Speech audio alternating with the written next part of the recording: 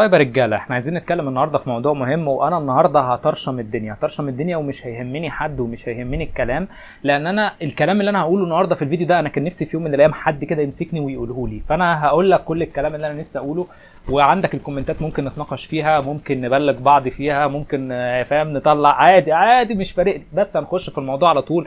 ان 90% من الحاجات اللي حوالينا بتحاول تسرق وقتنا وحياتنا. يعني ايه يا عم هادي الحياه؟ 90% من الحاجات اللي حوالينا بتحاول تسرق وقتنا، بدايه من ساعه ما تصحى من النوم في مليون حاجه بتحاول تسرق حياتك. عارف اول لما تمسك الموبايل كده وتبتدي اول حاجه تعملها مثلا تبص على الفيسبوك او تبص على الواتساب او تشوف الحالات بتاعت الناس او تشوف الميمز اللي هم بيشيروها، هل عندك استعداد ان حياتك تتسرق؟ ليه؟ ازاي بتتسرق؟ انت بتبص تروح تلاقي الناس مشيره حاجات ميمز بتتريق فيها على المشاكل بتاعت حياتها، وده بشكل عام بيخليك تتعامل مع اي مشكله في حياتك باستهتار وبهزار وبضحك، مع انها مصيبه كارثه. احنا بنتكلم في كارثه ونفضل نتريق مع بعض كده على الكارثه دي، ونفضل نترول مع بعض وضحك لدرجه ان احنا ما نحسش بالمشكله الاساسيه، ويمر بينا الوقت ونكتشف في الاخر ان هو ضاع. هل انت مستعد ان حياتك تضيع على الفاضي؟ ده السؤال اللي انا بساله لنفسي كل يوم اول ما اجي امسك الفيسبوك او اجي امسك الموبايل بتاعي كده وابص على الفيسبوك. هل انت مستعد ان انت تدخل لعقلك حاجات معينه؟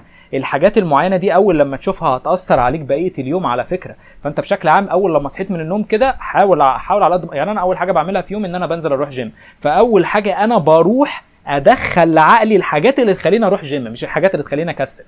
يعني ايه الحاجات اللي تخليني اروح الجيم؟ متابع كذا واحد كده منهم مؤمن ماهر مثلا، ان انا بحب اتفرج عليه وهو بيتدرب، بحب اتفرج على يوسف ادريس وفورمته ومش عارف ايه والجمدان بتاعه، فاللي هو احب اتفرج على الناس دي تمام قبل ما انزل انا الجيم. فاللي هو افتح فيديوهات بتاعتهم افضل اتفرج عليهم، اشوفهم نزلوا ايه جديد، اشوف استورياتهم، بخش عليهم هم مخصوص، وبحاول اتحاشى ان انا تخبط في وشي اي حاجه تخليها تاثر عليا وتسرق حياتي. ليه يعني؟ لان انا عارف متاكد 100% ان انا ممكن عينيا تقع على حاجه خلاص انا ضعت، ممكن عينيا تقع على بوست الواحد مثلا اتجوز ولا واحد خطب ولا واحد عمل ولا واحد مش عارف ايه، تبص تروح تلاقي انت بقى مودك باظ، تبص تلاقي الدنيا بتاعتك خربت، تلاقي ان انت مثلا حد اتريق على مشكله انت فيها، فاللي هو انت بقيت بتتعامل مع نفس المشكله اللي في حياتك اللي هو باسلوب استهتار اكتر. فاهم انا بتكلم في ايه؟ فبشكل عام حاول على قد ما تقدر يكون ما عندكش استعداد ان اي حد يسرق حياتك. طيب انا هبتدي بقى اعلي الموضوع اكتر بقى، بما انك انت فهمت موضوع الفيديو بيتكلم عن ايه، فهنبتدي نعلي حبه اكتر. طيب بالنسبه للناس اللي هي بتكلمني بقى بتقول لي هادي انا داخل على كليه، طب اعمل ايه، طب مش عارف ايه، طب انصحني، طب بص، هل انت مستعد ان الكليه دي تسرق حياتك؟ لو عندك استعداد ان الكليه تسرق حياتك يبقى اهتم بالكليه وروح ذاكر واقعد ادرس واقعد اتفشخ 3-4 سنين، وبعد ما تفشخ 3-4 سنين اتفشخ زيهم 2 أو 3 تاني عشان خاطر تشتغل في الشغلانه بتاعتها. بعد كده هتلاقي نفسك بتاخد من 2500 ل3، ووقتها اصلا هيبقى اساسا ال3 دول يعتبر ال3000 دول انت لو لقيت شغل، الكلام ده لو لقيت شغل اصلا. ال3-5 اللي انت هتاخدهم في اي شركه حرفيا او في اي مكان عمل حكومي حرفيا دول مش هيكونوا ياكلوك عيش، وحرفيا لو جيت تحسبها ورقه وقلم عشان خاطر تجيب شقه وتتجوز فانت هتقعد 45 سنه، ده لو ما بتاكلش وبتشرب تقعد تشتغل 45 سنه عشان في الاخر تتجوز. يعني انت هتتجوز مثلا 45 بقول ان انت اشتغلت وانت عندك 25 سنه، ضيف عليهم 45 سنه هتكون حوشت الفلوس دي فتقدر تتجوز وتخلف. بجد والله عارف الحسبه الهلسيه بتاعتنا احنا واصحابنا كده اللي احنا قاعدين على القهوه ماسكين ورقه وقلم كده ونقول انا دلوقتي بقبض 4.5 عشان انا عايز شقه ب 500,000، وعشان خاطر اتجوز مش عارف هي عايزه شبكه ب 100,000 وعايزه مش عارف ايه وعايزه مش عارف ايه، فانا هحسبها، فانا بحسب ال 5000 دي فاهم، احسبها كام شهر، ابص راح الاقيها مثلا 45 سنه، وفي اللي بيحسبها يلاقيها 65 سنه بقى، لان طبعا مش كله بياخد 4.5 يا باشا، 4.5 ده رقم كبير دلوقتي، ده كله بياخد 2000 ونص، ده مفيش اصلا، يعني مفيش، وبتلاقي اصلا في الاخر ما اشتغلتش بالكليه دي. فهل انت كشخص مستعد ان هم يسرقوا حياتك؟ اسال نفسك السؤال ده. معلش احنا في الوحل خلاص يابا، خلاص احنا في الوحل يابا، خلاص يابا احنا في الوحل يابا، انا بجيبها لك على بلاطه، بجيبها لك في سكه ودغري، احنا في الوحل. هتيجي تقول لي كليه ملهاش لازمه، والله ما ليها لازمه. طب اعمل ايه؟ خش الكليه عادي، حاول تختار كليه الكليه دي ما تجبركش. بص عايز اقول لك على حاجه، حتى صيدله وطب وهندسه انا ما تقوليش انا دكتور، والله العظيم كلهم زي بعض، بالعكس انت لو دكتور هتتفشخ اكتر. انا بجد والله العظيم انا لو بدي نصيحه لاي حد في كليه الطب دلوقتي بقول له سيبها، لو اي حد في كليه هندسه بقول له فكك منها، والله العظيم هتنفعك بجد بجد بجد بجد. مش بص، لو انت دكتور وابوك دكتور وعنده عياده كبيره وعنده مستشفى وعنده يا باشا كمل. انما انت يا باشا لو واحد من الصفر فكك انطر، حاول تشوف حته تانية، حاول تختار كليه يا باشا، الكليه دي يعني فاهم تذاكر لها مش اخر شهر، والله ما اخر شهر، لا فكك والله لا حق، لا. انا بقول لك انا بقالي كام سنه في التعليم والمصحف ما استفدت منه ب 2 جنيه يا جدعان، والله العظيم انا زي ما بجيلكوا على بلاطه. حاول على قد ما تقدر تختار كليه، الكليه دي انت بتذاكر لها اخر اسبوع بس، انما انت طول الوقت شغال تطور في السكيلز بتاعتك وفي المهارات بتاعتك، وشايف مجال تاني، شايف مجال مطاعم بقى، عايز تفتح كذا مطعم، عايز تفتح كذا شركه. انا مش عارف النضاره ميتين النضاره، مش عارف فاهم الاضاءه ضاربه فيها ولا ايه، ما اعرفش. ممكن نبعد الاضاءه شويه بس كده عشان الدنيا تظبط، بس قشطه. المهم ما علينا. فانت تحاول على قد ما تقدر انك انت تختار كليه، الكليه دي ما تضيعش وقتك. الكليه دي يا باشا بص، الناس كلها بقى هتفضل تبقى لطيفه معاك يا باشا، ملهاش لازمه والله. اختار كليه يا باشا اللي هو انت بتقدر تاخد المذكرات اخر اسبوع، المذكرات دي فاهم فيها 10 اسئله، كل امتحان تذاكرهم تخش تلاقي منهم 3 4 اسئله تحلهم وتنجح وتعدي، خلصنا. بس مجهود اكتر من كده مفيش والله، واحنا بنعمل كده عشان ابهاتنا بس. والله العظيم انا بروح الكليه عشان خاطر امي، اقسم بالله لولا امي ما كنت عتبتها. انا عارف ان ملهاش لازمه. حاول بقى وانت يعني اسال نفسك، هل انت مستعد ان حياتك تتسرق؟ هل هم عايزين يسرقوا حياتك؟ هم عايزين يسرقوا حياتك يا باشا. زمان العبيد ما كانوش بيضربوهم وبيكربجوهم والجو ده، كان في جزء كده لو حد من العبيد ده تمرد، بس كانوا بيعملوا لهم ايه العبيد لما كانوا بيشتروهم؟ كانوا بيدوا لهم اكل يكفيهم بالظبط، يعني يكفيهم بالظبط، ويجوزوهم جوازه بالظبط، ويفضلوا طول الوقت يعني فاهم كل يوم يديهم الاكل اللي يعيشهم ويدوهم الحاجه اللي تعيشهم. زمن العبيد انتهى، بس هو ما انتهاش، هو اتحول بقى. فالشركات الكبيره بقى فتحت مدارس، المدارس دي يا باشا بتطلعك انك انت تبقى عبيد. بس تخيل ان احنا سبحان الله، يعني حتى سبحان الله، يعني تخيل لو انت بقى من الطائفه اللي تبع، انا بكلمك كواحد من وطن عربي، يعني انت ممكن تبقى عبد فاهم. احنا تخيل ان احنا حتى بقينا مش عارفين نبقى عبيد، يعني فاهم، بقينا حتى مش لاقيين شغل. يعني احنا حتى نفسنا، يعني عارف اللي هو انا بستغرب اقسم بالله سبحان الله ان هو اللي هو يا جدعان، طب انا معلش، طب احنا عايزين نبقى عبيد. يعني عارف اللي هو يا عم عادي، احنا مش عايزين ننجح يا عم، احنا عايزين نبقى عبيد نلاقي اكل وشرب وجواز، احنا حتى دول مش لاقيينهم.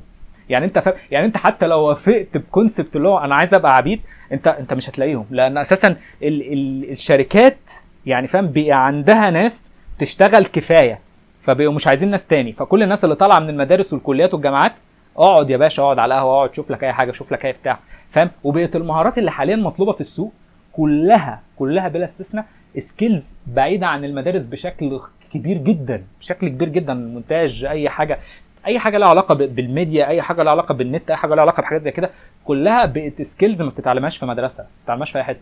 بياخدوا ناس مش خريجه، بياخدوا عارف اللي هو شاب قاعد في البيت وقاعد يتعلم شويه، مش عارف ياخدوه يعملوا بيه افلام ويظبطوا بيه الدنيا. فانت دور على سكيلز من السكيلزات دي واشتغل فيها، دور على حاجه انت بتحبها. بص انا ضد فكره انت تشتغل حاجه انت يعني فاهم اللي هو حاجه انت بتحبها. لا يا حبيبي، بص انت لو شغال عبد دلوقتي في حته، فانت لازم تشتغل عبد في حته في الاول لحد بس تبقى عارف كويس خالص ان انا مثلا باخد 1500 هنا او 2500 هنا، تاخد ال 1500 دول انت عارف هتعمل بال 1500 ايه، انت عارف انت بتشتغل عبد لحد ما تتخلص من العبوديه. يعني عشان انا ضد فكره ان انت فاهم اللي هو تقعد لحد ما تلاقي شغفك، لا انت مش هتلاقي، مفيش حاجه اسمها شغف. انت اي شغل فيه حاجه، في اي شغل فيه نجاسه، اي شغل فيه خرا، اي شغل فيه ضغط، اي شغل فيه كبت كده، اي شغل فيه ان انت تقعد تفشخ نفسك. حتى في المونتاج اللي انا بشتغله، او في الفيلم ميكنج، عارف اللي هو انت بتعمل افلام او بتصنع حاجه زي كده، انت بتقعد ساعات، بتقعد ايام وشهور تتعلم عشان خاطر تعمل افكت معين، تعمل حاجه بس ببلندر، ترسم ببلندر كده جرافيكس وحاجات، انت بتقعد فتره طويله. فبشكل عام اسال نفسك سؤال، هل انت مستعد انهم يسرقوا حياتك؟ لو انت مش مستعد او انت مش عايزهم يسرقوا حياتك، فكك من كل فكك من كلام ابوك وامك. هل انت مستعد ان ابوك وامك يسرقوا حياتك؟ هل انت مستعد ان الوطن يسرق حياتك؟ هل انت مستعد ان اي حاجه في الدنيا تسرق حياتك؟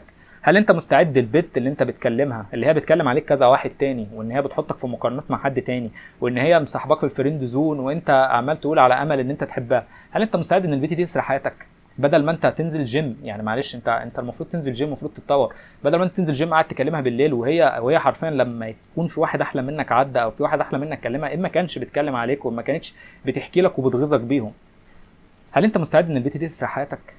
لو انت مستعد كمل، لو انت مستعد ان حياتك تضيع وان الفيديو ده يبقى بالنسبه لك عادي، كمل.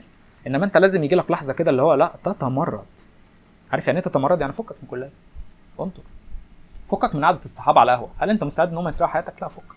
انزل اقعد معاهم في القهوه بمزاجك. خلصت شغلك وخلصت اللي وراك وخلصت الحاجات اللي انت بتتعلمها في البيت لوحدك وخلصت جيمك وكلت اكلك كويس وشربت ميتك كويس، ايه المانع ان انت تنزل مع اصحاب سوق ولاد وسخه، فاهم، تقعدوا تهزروا وتضحكوا وتبقى واخدهم ككده وتخلي دماغك كده نظيفه، اللي هو انا نازل معاكم عشان فاهم اتبسط، وانتوا بالنسبه لي مجرد انبساط، انما انا مش داخلكم في حياتي الاصليه. جامد، تبقى جامد كده، تبقى جامد كده لوحدك، تبقى عندك عقليه لوحدك. بعد ما تخلص شغلك تخلص دنيتك تخلص حاجتك، انت نازل مع اصحاب سوق، عارف ان هم اصحاب سوق وعارف ان هم ولاد كلب، تمام، وعارف ان هم اقسم بالله يعني فاهم، لو كل واحد فيهم لمس ان هو يغدر بيك هيغدر بيك، حتى في البنت اللي معاك، حتى في اهلك، حتى في اي حاجه هيغدر بيك. هو ما عندوش مانع في كده، بس انت بتنزل معاه عشان هم بيبسطوك، فخليك ذكي، انزل معاهم بس اعتبرهم بس وقت انبساط، ما تعتبرش واحد فيهم جد ولا واحد فيهم جد. صعب تلاقي صاحب بنفس الدماغ وبنفس العقليه، كلهم بيكرهوا بعض. اللحظه اللي انت تتحسن فيها انت ما ينفعش الحاجات دي تبقى موجوده جنبك، لان هم الناس دي اكتر ناس هتيزيك، اكتر ناس تحقد عليك، اكتر ناس نفسهم ان انت تبطل تروح جيم، اكتر ناس نفسهم ان انت تتعرض لاصابه عشان تقعد في البيت، لانك انت كل لحظه بتتطور فيها بتتحسن فيها بتفكرهم بفشلهم، لان الناس دي قاعده في البيت عماله تبرر، عماله تحط شماعات يا باشا، عماله تقول لك البلد بايظه، عماله تقول لك ان مفيش فلوس، عماله تقول لك ان الدنيا خربانه، لان هم متربيين ان هم يكونوا عبيد. زمان العبيد لما كانت بتخلف العبد كان معتقد طول الوقت ان هو طول الوقت عبد، من كتر ما هو بيتعرض لعبوديه وبيتعرض لضرب وبيتعرض لقهر وذل، هو بيجي حاطط في دماغه ان هو مستحيل يلاقي خير، فاهم؟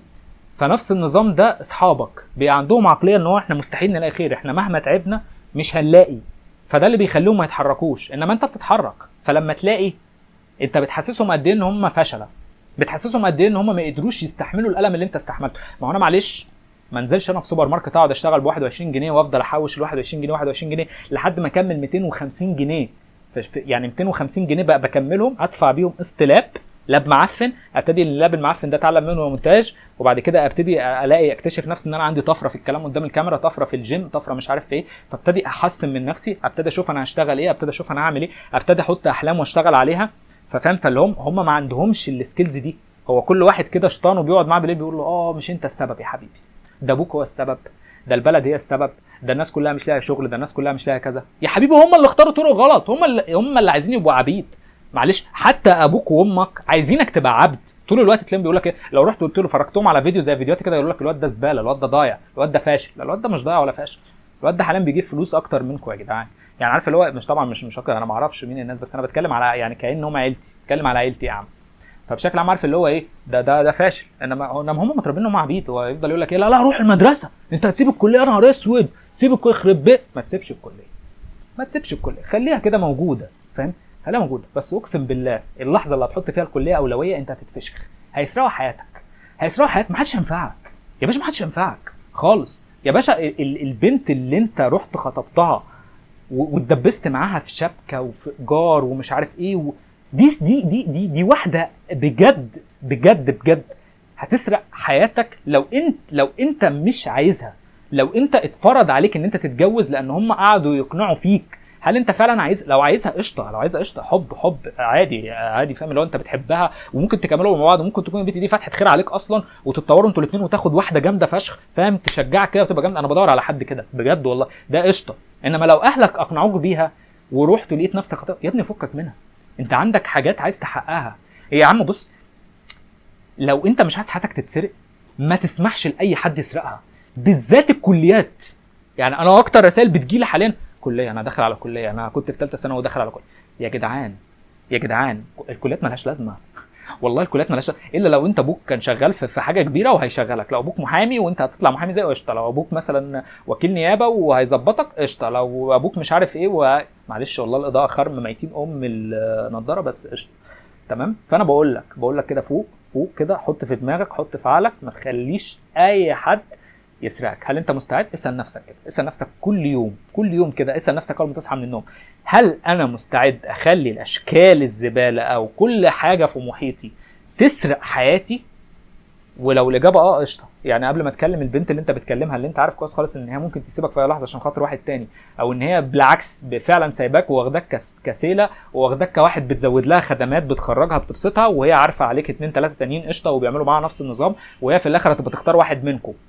هل انت مستعد ان البنت تسرق حياتك؟ هل انت مستعد ان اهلك يسرقوا حياتك؟ هل انت مستعد ان الكليه تسرق حياتك وانت شايف ان في مليون واحد غيرك ماشي نفس الطريق وفي الاخر غرق؟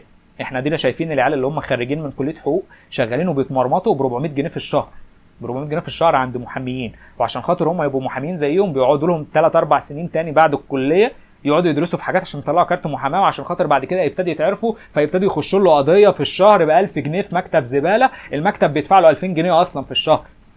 فصباح الضحك، صباح الضحك، اقسم بالله ده ضحك، ده ضحك، ده كوميديا، ده كوميديا. احنا متصممين اللي هو يا جدعان احنا حتى يعني عارف لو احنا وصلنا لمرحله اللي هو ايه، يا عم انا عايز ابقى عبد، يا عم جوزوني يا بص انا عايز اتجوز. وهو مش هو حتى بالنسبه له فكره الجواز غلط، هو كونسبت الجواز حتى مربوط بالشباب اللي هو ايه، هو بيفتكر ان هو هيبقى سعيد لما يتجوز لان هو حاطط في دماغه ان هو بقى فاهم اللي هو داخل فيلم بورن اتش دي، انما الحقيقه مش كده. انت هتكتشف السواد الاعظم لما تتجوز مع اول ليله، بجد والله، مع اول ليله، مع اول علاقه، مع اول لمسه، مع اول بوسه، مع اول حضن. وانا مش عايز اوضح اكتر من كده في الفيديو ده لان انا هبعمل عنه فيديو في فيديو تاني قادم نتكلم فيه كتير براحتنا. بس انت اصلا اول لما تتجوز هتكتشف ان السعاده اللي انت معتقد ان انت هتشوفها انت مش هتشوفها، لانك انت اساسا واخد السعاده دي من افلام البورن. انت اساسا اصلا عقليتك اتعودت ان انت تبقى مجرد بتشوف، فلما تلاقي نفسك في مصدر ان انت بتعمل، الموضوع بيختلف تماما. الموضوع بيحتاج منك شكل معين وجسم معين وطاقة معينة، والبنت اللي معاك تبقى جسم معين وطاقة معينة وهيئة معينة عشان تتبسطوا. انما معلش انت واحد مدمن افلام اباحية، واحد طول الوقت قعدت الافلام الاباحية تسرق حياتك لدرجة ان انت بقيت مدمنها، ولدرجة ان انت بقيت السعادة الوحيدة في حياتك الافلام الاباحية. يعني سبحان الله انا اغلب اصحابي والله العظيم اتحولوا كده للاسف. انا كنت كده، تعالى احور عليك، هل اطلع اكلمك في الموضوع ده وانا مش فاهمه يا باشا؟ انا كنت كده، وبعد كده سستمت نفسي وهحكي لك ازاي الموضوع. بس انت كواحد مدمن افلام اباحيه انت خلاص بقت سعادتك الوحيده في الافلام الاباحيه، فبقيت اللي هو ايه، خلاص انا سعادتي الوحيده. فانت طول الوقت اساسا ايه، مدمن افلام. طبعا انت عمال تتفرج كل يوم على موزز العالم، وموزز العالم دول قلعين، وموزز العالم دول قلعين بقى، وبتشوف اللي انت عايزه، فانت وبتختار منهم، واللي هو لا، وبتتأفف ساعات تتأفف من الحلوين، اللي هو لا انا النهارده مش طالبه معايا اتفرج على حاجه حلوه كده، انا عايز اتفرج على الوحشه دي، انا عايز اتفرج على واحده احلى، انا عايز بتختار يا باشا كينج نفسك، قاعد في البيت كده فاكر نفسك كينج نفسك. في الاخر لما تتجوز تريح تلاقي البنت اللي انت اتجوزتها اوحش واحده في الافلام، احلى منها 100 مره، ايا كانت اللي انت اتجوزتها حلوه قد ايه. ليه؟ لان هم بتوع الافلام دول هم مخصصين ان دي صناعه ان هي تدمرك، ان هي تحطك في الجو ده، فانت بالتالي هتلاقي نفسك مش سعيد معاها وهي مش سعيده معاك. انت مدمن افلام اباحيه فانت ما بقتش سعيد معاها وهي ما بقتش سعيده معاك، فحياتك هتبتدي تخرب. هم سرقوا حياتك، سرقوها بجد. فتلاقي نفسك اللي هو ايه، انت مجبر انك انت تصرف على واحده بجد. انت مره واحده كده تكتشف ان انت مش بتحبها، مره واحده كده تكتشف نفسك اللي هو انت مش قادر تعيش معاها، مره واحده تكتشف نفسك ان انت خلفت وملزم ان انت تصرف على العيال دي، فتلاقي نفسك نزلت الشغلانتين دول انت مش حاببهم، بس انت قررت خلاص، اتحطيت في العبوديه. يعني ايه العبوديه؟ اتقفلت عليك. ما انت لو ما صرفتش على عيالك العيال دي هتموت والعيال دي هتتشرد، ويا ريتك هتصرف على عيالك صح. انت هتدخلهم مدارس حقيره زي اللي انت دخلتها، وبعد ما تدخلهم مدارس حقيره زي اللي انت دخلتها، عيالك هيتعرفوا على اوسخ ناس في المجتمع.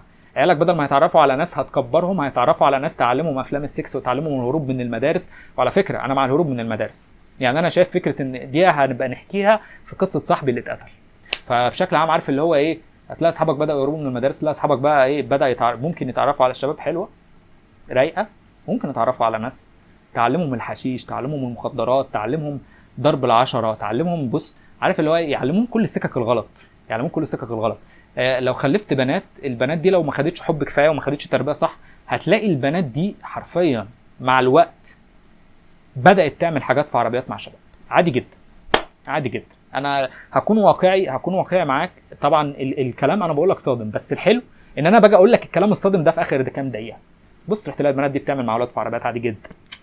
ليه؟ البنت دي انت ما اديتهاش حب كفايه في البيت، البنت دي انت ما اهتمتش بيها، البنت دي انت ما رعيتهاش، البنت دي انت نفسك ما كنتش كفء انك انت تربيها، ما كنتش كفء ان انت تعلمها اسس دينها صح، وتعلمها ليه كده، وتعلمها ان هي بنفسها لما تنزل تتعامل مع شباب ازاي تتعامل.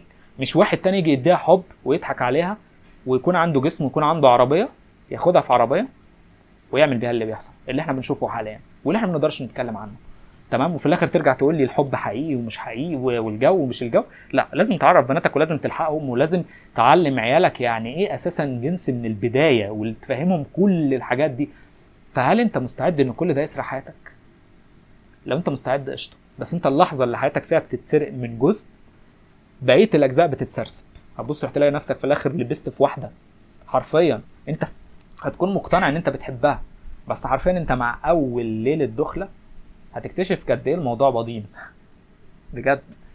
وبعد كده مع اول سنه هتلاقي نفسك مش طايقها، تلاقي نفسك بتلمسها بس وقت الاحتياج، وهتلاقيها هي برضو نفس النظام بيطرفرها منك.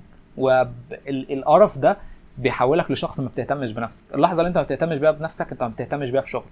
اللحظه اللي انت ما بتهتمش بيها في شغلك الناس بتتسلط عليك. اللحظه اللي الناس بتتسلط عليك انت بتتحول لعبد قنيع ذليل قابل باي شغل وقابل باي مهانه، وفي الاخر ترجع تكتب على النت الشغل مش عيب. ليه؟ لان الحاجه دي الوحيده اللي بتطلع فيها همك. الشغل مش عيب، انا معاك ان الشغل مش عيب في البدايه، بس انت لو قعدت شغال لنفس الشغلانه، يعني انت زبال شغال بتلم الزباله. ابتدينا يا عم انا اشتغلت في سوبر ماركت بياع عادي، ببيع في السوبر ماركت كشك صغير. يا ريت كشك كان فيه بضاعه، ما كانش فيه بضاعه والله، كنت باخد 21 جنيه والله، والراجل كان بيخسر يعني ابويا والله شغال مع ابويا ب 21 جنيه والكشك بيخسر. امتى اقول الشغل مش عيب؟ لو انا بدات اول سنه اشتغل سوبر ماركت الشغل مش عيب، نزلت عشان انا عارف الشغل ده عامل ايه. انما يبقى عيب لو قعدت 30 سنه شغال نفس الشغل. انا شغلت 30 سنه زبال، عيب. هتقول لي مش عيب؟ لا عيب. انت قعدت 30 سنه، قعدت 30 سنه زبال، 30 سنه بجد والله، ده عيب. يا باشا بص، انا بقول لك ان فعلا الشغل مش عيب. انا ممكن انزل الم زباله عادي في الاول، عادي ننزل كلنا نلبس، فاهم، ننزل اوسخ لبس عشان خاطر ما نوسخش لبسنا النظيف، ننزل نلم زباله عشان في الاخر نجيب تيشرتين نظيف نقدر نقف بيهم قدام الكاميرا ونقدم المحتوى اللي احنا عايزين نقدمه، ونشتغل الم 5 6 من اصحابي ونشتغل زبالين عادي جدا، عادي. وكل الناس اللي بتعمل كده ده انا بحترمها وفوق دماغي. بس انا لو هديك نصيحه، انا عايزك تكون احسن. فانا الشغل عيب لو انت قعدت 30 سنه شغال نفس المهنه الزبال، ما وصلتش للحاجه اللي انت عايزها. يا عم عادي ممكن تفتح شركه زباله عادي، يعني فاهم اللي هو بس اسمك مدير شركه يعني فاهم انا بكلمك ايه ده، ساعتها اقول لك مش عيب، ساعتها اقول لك اتطورت في مجالك. انما عيب ان انت تفضل في نفس المكانه ما تتطورش تتحسنش. لا، انت كل يوم بتصحى عارف انت هتعمل ايه، عارف انت هتصرف فلوسك فين، عارف انت هتشتغل ازاي، عارف ايه الطاقه بتاعتك وايه الباور بتاعك وايه الدنيا بتاعتك وتسرقها فين. بس انما انت هل انت مستعد ان هم يسرقوا حياتك؟ انت لو سرقوا جزء هيسرقوا الباقي. بص رحت تلاقي نفسك والله زي ما بقول لك اتجوزت واحده، انت حرفيا بعد مهما كانت جمالها، مهما كنتوا ازاي بتلفلفوا في بعض ومش عارف ايه، اقسم. طب اقول لك على حاجه، جرب تجربه بسيطه كده بس. لو انت مدمن افلام اباحيه، وانا متاكد 99% من بيتفرج عليها مدمنين يعني، وانت مدمن افلام اباحيه اصلا مش بيجي لك وقت كده ان انت مش قادر تبص لممثله معينه برغم ان الممثله المعينه دي كنت بتحبها وبتحب تتفرج على افلامها؟ تخيل بقى انت مش متجوز الممثله الحلوه الجميله اللي هم بيدفعوا لها ملايين الدولارات عشان تعمل الفيلم، تخيل انت متجوز بقى ايه، ثانيه سوست مثلا، ولا متجوز علياء اللي على اول الشارع، فاهم، متجوز علياء وقاعدين مع بعض. فانت علياء دي طبعا مش اجمل الجميلات، ده علياء فاهم مهتميه بنفسها بالعافيه، ده فاهم، ده لو حطت بادي لوشن فاهم بتحط ابو 20 جنيه اللي ريحته معفنه فاهم وضايع ويا دوبك بس بيحسنها شويه فاهم. فانت متجوز علياء فاهم، هتحصل لك ايه؟ هتتخنق، هتلاقي نفسك كاره الموضوع، هتلاقي نفسك حتى مش عارف تظبط علياء، لان علياء نفسها متربيه ان هي تكون عقليتها مش اقوى حاجه ان هي تسندك، انت فاهم يعني. حتى انت نفسك مش قادر تمسك علياء تطور منها وتحسن منها بحيث ان هي تبقى زوجة قوية ليك وتسندوا بعض ومش عارف ايه. انتوا بالنسبة لكم الاخلاق والدين بس، اللي هو انتوا بس محافظين على بعض، ما بتتعرضوش للناس بره. يعني علياء طبعا ايه بتحافظ على شرفك معاها وما بتطلعش تعمل كده مع راجل غريب، هي بس بتحبك وحتى لو انت بطلت الموضوع، هي كده قرفانه عرفت من الرجاله كلها بسببك وانت عرفت من الحريم كلها بسببها فاهم. وكده انت اساسا اتحولت لحد حرفيا ما عندوش ولا مهارات ان هو يجذب بنات تانية ولا اي حاجه، ولا شخص مقرف فاهم. هل انت مستعد توصل للنقطه دي؟ يا عم اتجوز علياء، يا عم انا ما بقولكش على علياء حاجه وحشه، يا عم ربنا يكرمك انت وعلياء، لو عندك علياء في حياتك، انت عندك حنون انا ما عنديش حنون، يا عم ربنا يكرمك بحنونتك، انا ما عنديش مانع فيها. بس الادفايس اللي انا بديها لك، حاول تخلي حنونه دي تتطور في حتتها وانت تطور في حتتك، وبعد كده تقابلوا يعني، او كملوا بعض، او بص ما تخلوش الحياه تسرقكم.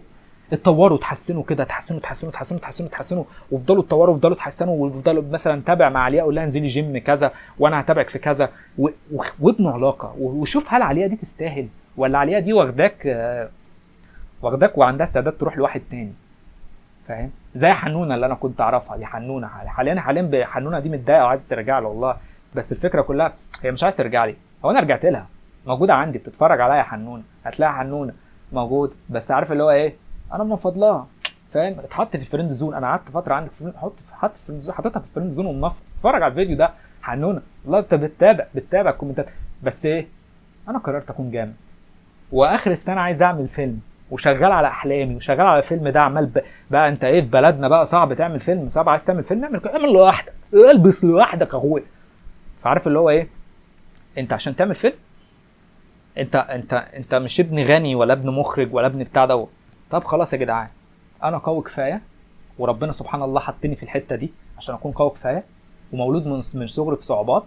انا هتعلم مونتاج، هتعلم اخراج، هتعلم تصوير، هتعلم تمثيل، هتعلم كتابه، هتعلم ازاي تظبط السيناريو صح، هتعلم ازاي تكتب القصه صح.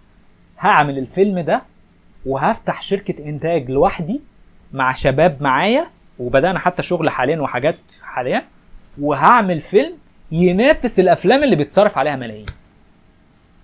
انا بقول لك ده حلمي، يعني ده جزء، مش ده حلمي بس، ده جزء بسيط من احلامي، بس تعتبر دي اكبر حاجه انا بفكر فيها حاليا كهاتي. فاهم انا بتكلم في ايه؟ بس فانا يعني انا عارف ان الفيديو ممكن يكون صادم شويه في بعض الكلمات، اقسم بالله، اقسم بربي، اقسم بالله من كل قلبي، انا كان نفسي حد يقول لي الكلام ده، وانا عامل الفيديو ده لله، والله العظيم عامل الفيديو ده لله فعلا حرفيا، والرساله دي لله حرفيا. انا بحبك في الله، وكده كده بص، في الاول وفي الاخر انا واحد طمعان ان انا عايز اخد جنه الارض واروح بعد كده اعيشها في الاخره. شوف انت بقى دنيتك ايه ولغيني. سلام.